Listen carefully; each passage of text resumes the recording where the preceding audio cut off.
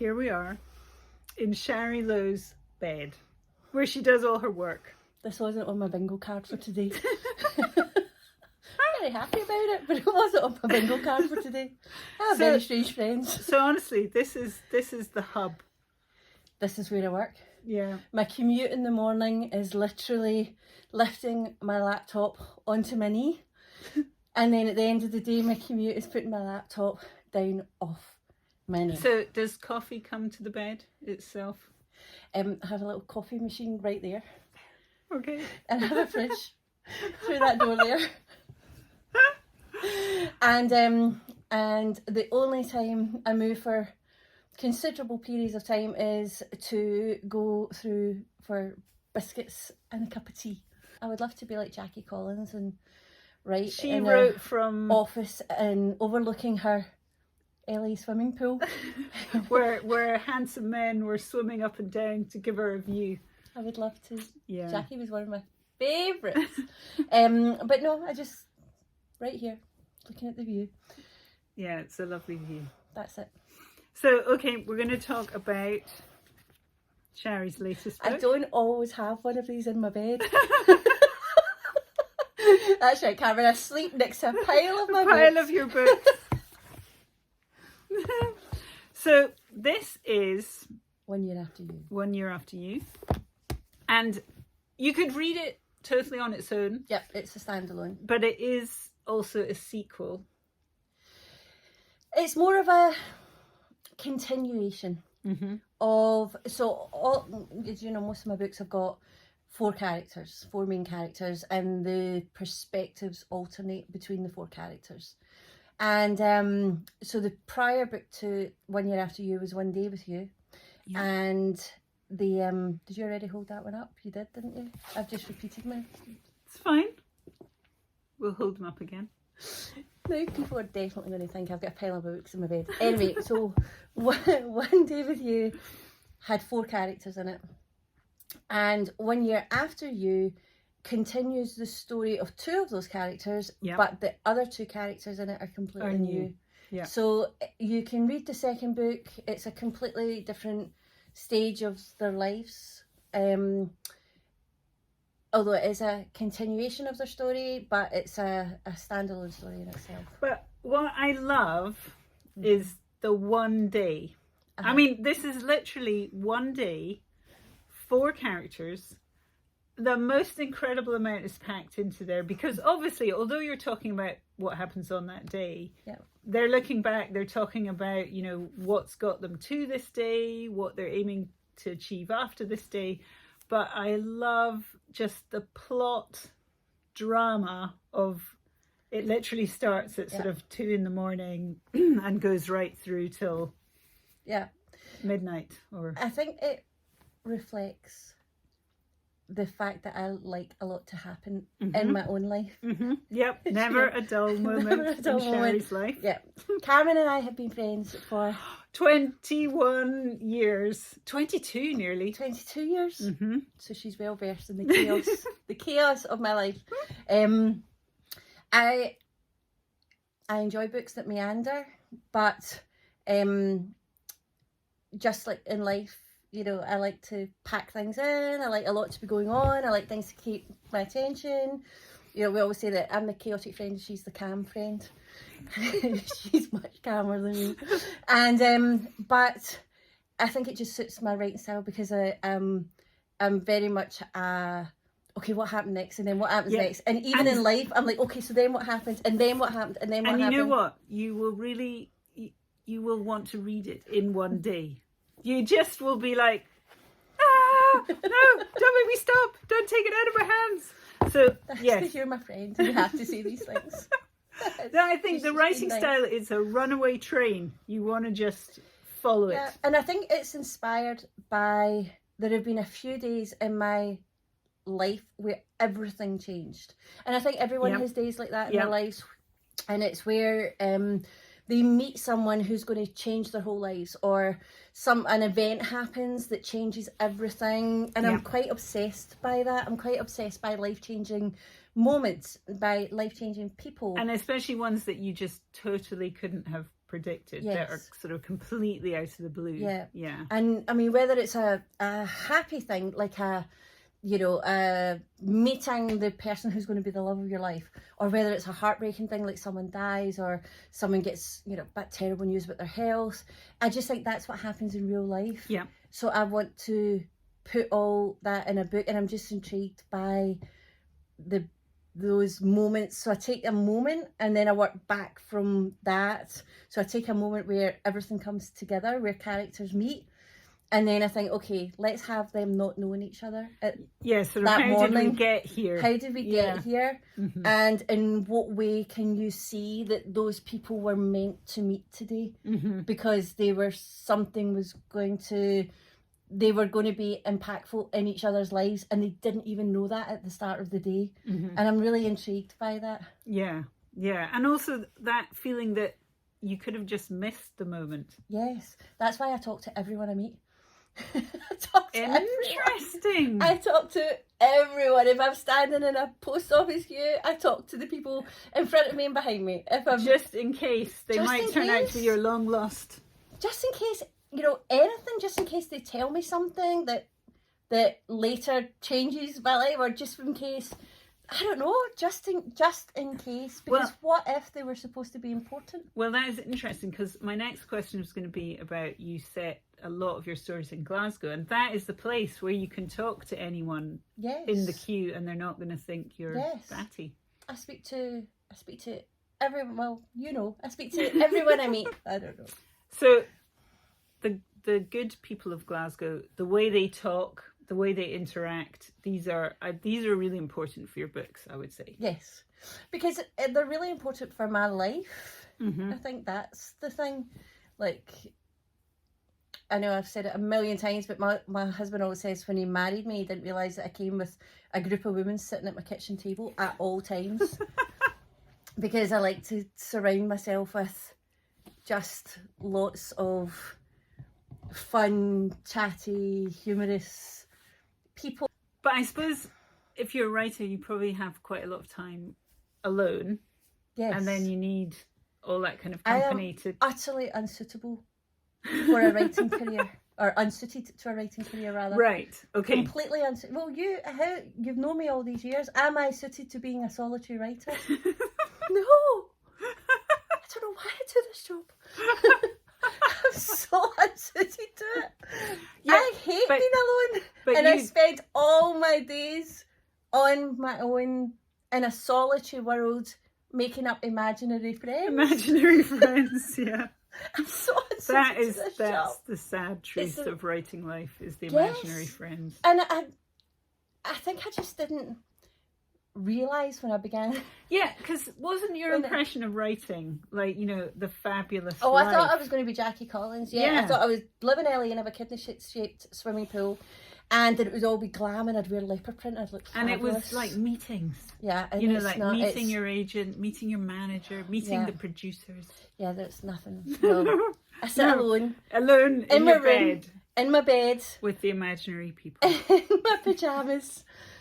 Eating, can I just tell you, before we started filming this, we cracked open a box of biscuits that we bought when we were together. In IKEA. Before Christmas.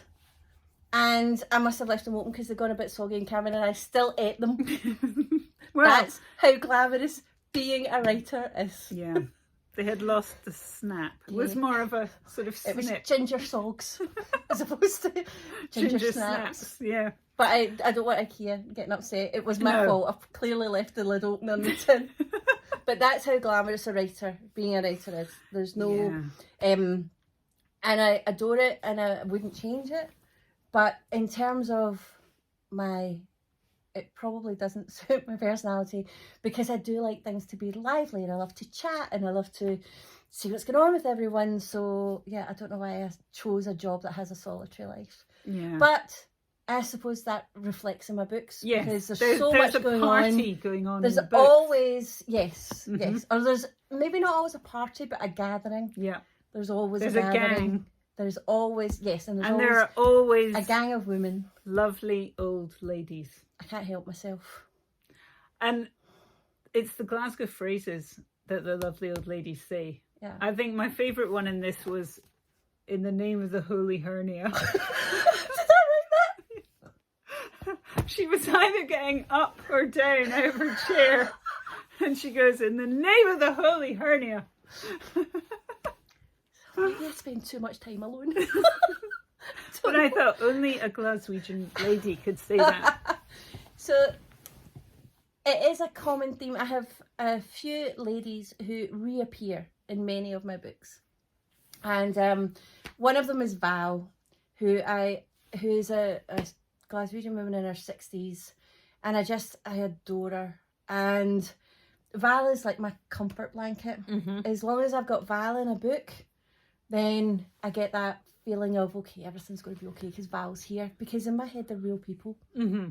And Val was Val and her friend Nancy. She also had a friend called Josie. Val and her circle are women who are very much inspired by my grandmothers and my aunties, who were women just like that, just down to earth Glaswegian women who were so funny, who said what they thought. Just got on with stuff, don't they? They just got on with it. My Yeah. grand's most used phrase was, "Just get on with it. Come on, just get on with it."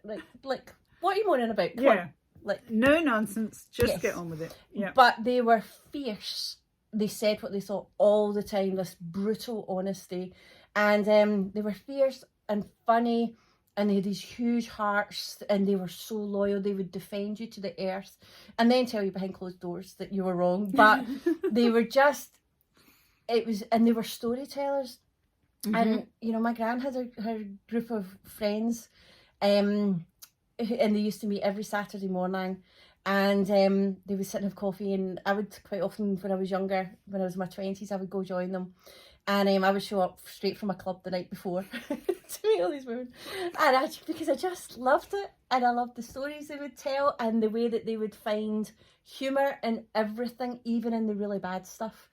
And I think it's a trait. It's powerful medicine is what it is, to just kind of keep going and not fall apart. And Yes. and you think what they lived through, probably like post-war, difficult times, especially in Glasgow. I think that definitely shaped them. Mm-hmm. And that sense of camaraderie, and also just being kind to each other. Yeah. They looked out for each other.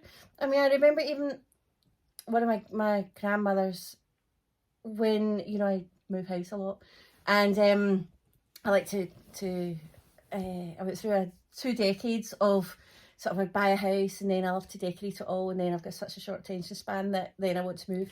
And I do think that's part of working from home. Yes, which more people obviously time. do now, but you get just so critical about your surroundings. Yeah, you're like, I just just like, can't okay, look at that I've done all anymore. this up. Or the other way, I've done it all up and it's really nice and I'm bored, and what else will I do? But my grandmother used to show up at every new house the day I got the keys, with her wallpapering table and her bucket, and she was the most brilliant wallpaperer you've ever met. And she would show up and she would stay with me every single day until we painted every ceiling, until we put wallpaper on every wall, until we did everything. Yeah. I mean, these women were just indestructible. Yeah, tough as nails. Tough as nails, Yeah. But just kind and looked out for each other, and they were very much, they weren't inward facing ever. Mm-hmm. It was always about, what can we do for you? How can we help? And we were that way with them. So, they were the closest and most inspirational women in my life. So I think that's why I always have a Val or a Nancy or a Josie in my book, because that whole generation of women were just so important in shaping who I am. Yeah. And shaping what I want to write about. Mm-hmm. My perfect So day. you've still got a lot of time to grow up into one of those women. I think I already am one of those women in a lot of respects. I already say what I think, even when I shouldn't. I already talk to everyone. I'm definitely on my way to becoming one of those women. But I think it's probably my way of just, keeping all these people alive in my mind because, they're not here anymore. And just keeping that whole spirit alive. Yeah. So we're going to talk about advice to authors. Okay. Oh, are we? What, what if a writer was going to ask you, how do I become a successful author? Okay. Like you, Shari. Kindle number one. How many Kindle number ones? She has to say that because she's my pal. This is what they do. A lot. So, how do you become a successful writer? I think that the first thing that I would say is you just have to write. So, the story of how it started. So, I didn't go to college or university. I've never done a creative writing course in my life. I knew nothing about writing. I didn't know where to start. But 20 odd years ago, I had a story in my head and I wanted to be a writer. Don't get me wrong. I really, that was always my childhood ambition, but life got in the way and I just never had the opportunity or the time to do it. I was too busy supporting myself and, earning money and doing different jobs. And because it takes a long time to write that first thing. Well, so for me, it didn't though. Okay, so you just got it out there.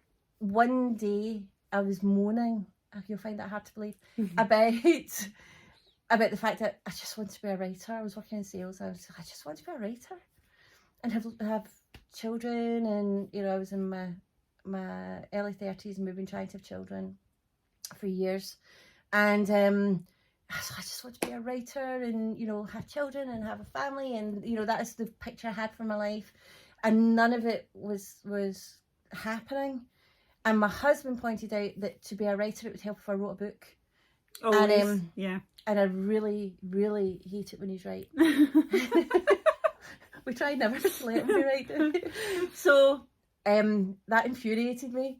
And I had an idea in my head and I just spent the next week or 2 weeks every night after work writing this story down. And I had no idea if I was doing it right. I had no idea where to start. But that's my point. You just need to start. Yeah. And after I went and bought the Writers and Artists Yearbook and I sent this off to... With the list of all the agents and publishers. And I sent it off. Now, I was lucky enough to get an agent, a friend who was already a writer, asked his agent to have a look at me and a look at the book, and she took that on. But she sent it out to publishers, and I was lucky enough to get an offer on the strength of that 10,000 words. And then the publisher says, so can we have the rest of the book? Which, of course, I hadn't written.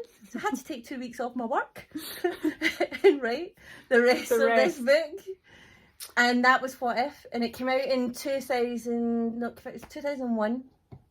Although we re-released it in 2021 to celebrate 20 years since its publication. And I still think I'm not really sure what I'm doing most of the time. I mean, we were talking about this earlier, weren't we? That there's a lot to be said for just keeping going.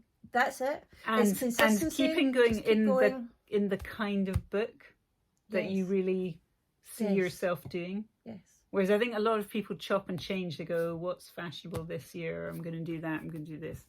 But actually keeping going. I mean, how many books have you written now? At the moment, I'm writing my 40th. No. Yeah? Your 40th. My 40th. In what, 22 years. 22 years. Yeah. So that's a lot of books. That's quite a lot of books. You must have overtaken most authors. There can't be that many authors who have 40. Oh no, I'm sure there are. I'm sure there are. Yeah. But it's a smaller club though than the people with one book. Yeah, I think though that I've written 14 in the last 4 years, maybe 15. So that's the other thing to know if you want to be a writer is, as you and I are so familiar with, the peaks and troughs. Yeah. So, and things do well and don't do well for reasons that are sometimes completely out of your control and not even obvious. Yes. And I've had so many times when things have looked like they were going to be great. And then the book comes out and it doesn't do well. And then there's other times when I thought, oh, I don't think that this book is going to hit well. And all of a sudden it comes out and it does really well. So I think I've just come to terms with the fact that I know nothing. Well, I have no idea. And maybe there's just always an element of the unknown with. Yes. But I think in terms of writing, what I would say is don't wait for the right time. We've gone squinty on this. We have. I think we need to readjust. Okay. Is that better? Better. I'll do that. It's obviously creeping round. So yeah, so I would say in terms of writing, just start And keep going. and keep going, and don't be disheartened. Don't wait for the right time, because I don't think that there ever is a right time. I mean, I used to, when my children were still at school, I used to sit outside the school writing when I was on the school run. I mean, I would write everywhere and anywhere. I write a lot overnight. I like the peace of overnight. Yeah. And I always did. I don't sleep very much, so I always did like that kind of, no one's going to phone or email me at 3 a.m. So Everyone's I'm just going to leave me alone. Yeah. And I'm not missing anything. And I've no terrible FOMO. A terrible FOMO. Yeah, whereas during the day, people could be meeting, talking. Okay, there might have been a little glitch there because Cameron and I's high-tech camera and light Fell situation off. fell off my Espa box that I got for my Christmas that we're using as a stand. We're so professional. We are. This is, yeah. High quality BBC level stuff. Film crews would be jealous of what we have here. So we're also going to mention that part of being an author is writing, but a big part of being an author is marketing. Yes. And how do you speak to your readers? How do you find your readers? How do you keep your readers? I think that, so I do interact a lot with my readers in terms of social media. So I'm on all the social media platforms. Can we follow you on TikTok? Yes. Yes. I have a TikTok. I have no idea what I'm doing. I just post things. Okay. And I've got no So idea. you do TikTok, Facebook, Twitter, Instagram. But I put the same things on all And the of them. same So things. it's not as if I'm having to create 4 different sets of content. Okay. Get me? Yeah. I've got the lingo. I don't have to do that. So yes, and I kind of put it everywhere. I found the easiest thing for me is to do little videos, because you don't have to fiddle too much with. Yes, and I'm not really great with graphics and all that kind of stuff. I would much rather just speak to people. Yeah. So I kind of just.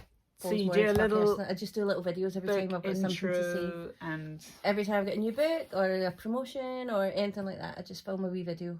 Okay. Just telling people about it and post it everywhere. Right. Actually, just before Christmas, I posted sort of the 12 days before Christmas. Oh yes. And every day I did a little video where I was talking about a different book. So I chose my sort of my last 12 books, and every day I did a little video, and I was so sick of looking at myself by the end of it. And actually my brother called me and he's like, please stop. He's like, every time I open my Instagram I see your face, I'm sick of you. It's the 9th day of Christmas. Only another 9 videos Such to a go. supportive family. So yes. So I think I learned not to overdo it with that. So people should pick the thing they're happy with. Yes. If you like writing posts, do that. If you like making videos, do that. I think that there's no right or wrong way, and a lot of it's trial and error. So this is the latest Shari Low. Yes. Which is out right now. And the next one, if you've already read that one, you're waiting for the next one. You're like a game show person, holding things up. The next like one. on the shopping channels. Yeah. See if the career in writing doesn't work out, we should get a job on the shopping channels. We'll start selling mops or something. Or You can things always to dust do with the a kid's. bedstead What? with. Things. She's shaming me. Just before we started, I said didn't notice. I I didn't notice. the top of my bed's dusty. You just shamed me. Oh God. That's dust shaming. That's the kind of friends I have. Right. So Yes. what's next? So I have actually, interestingly, because we were just talking about the one day thing, I have another book that have just finished, and it's called One Long Weekend, and it's set over a weekend instead of a day. Okay. It's set over the long weekend in May, and it comes out at the long weekend in May. Very nice. And because the story that I wanted to tell with that one, oh my goodness. So I'll give you a sneak hint of what it's about. So remember last year I went to America and I lost all my rings and I was devastated and I cried for a month. I lost a pouch that had rings in it that were really important to me. So one was my grandmother's, who's passed away. It was one of her rings. One of them was, or two of them were rings that my husband had bought me that just meant a lot to me. One was the one that I'd had since 1993, and you know, they weren't even worth a lot of money, or it's not the cost or the expense. It was just the fact that these people had touched these rings and held them, and I lost them, and I cried for a month. I won't tell you if I ended up getting them back or not, because I make that clear in the book. But I was writing. I was due to write another book in this period, but I couldn't get the rings out of my head. I was about to say, it would have been all you were thinking about. Because, you know, I'm quite an obsessive person. And I was just distraught and so upset. And so I ended up writing that whole story in a book. And I bring Val back. And that's what the book is about. Val loses a pouch of rings that mean a lot to her for reasons that become clear.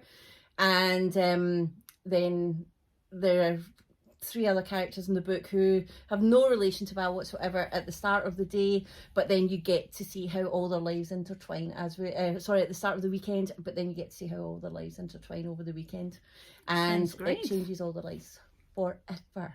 So that's what I'm writing, or I've just finished writing now. So that comes out in May. In May.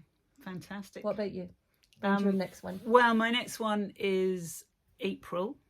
So coming up quite soon, and it is actually a number 7 Annie Valentine. Now there hasn't been a new one. I love Annie Valentine. There hasn't been a new one since 2013, so it's interesting. It's interesting writing. It's been such a journey with Annie Valentine, hasn't it?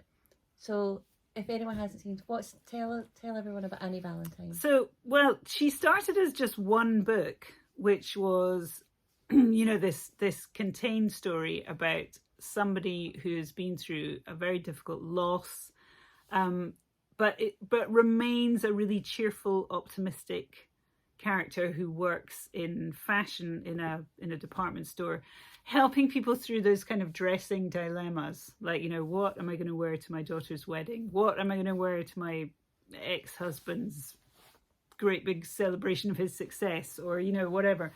And I think people just loved her and her family so much that it continued.